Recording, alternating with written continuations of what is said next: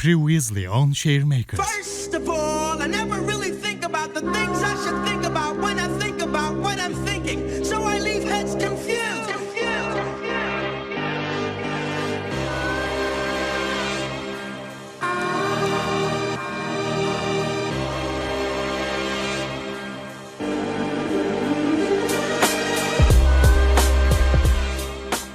Bu bölümde sizlerle 8 farklı zanaatı deneyimlediğimiz ve 45 gün süren karavanın yeni çatı hikayesini paylaşıyoruz.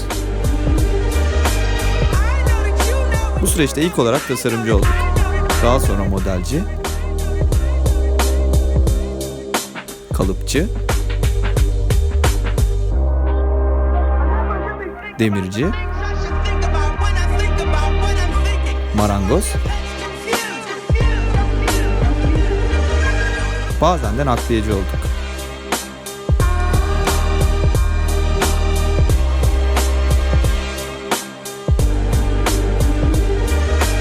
Her şeyi kendimiz öğrenip yapmaya çalışıyoruz ama işin ehli ustalar ve yardımsever arkadaşlarımız da zaman zaman bize destek oluyor.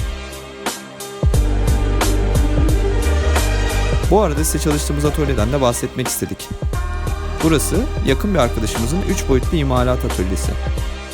Heykeltıraşlar, polyester ustaları ve biz hep beraber çalışıyoruz.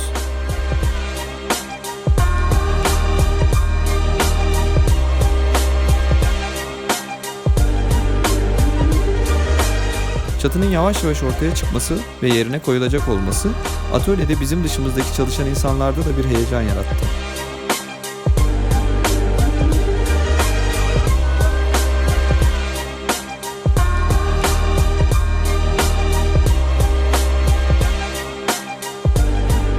Bu süreçte birçok şeyi deneyimledik ama en önemlisi istemek ve birlikte başarmak. Biz çatıyı koyduk. Haydi gelin altında toplanalım.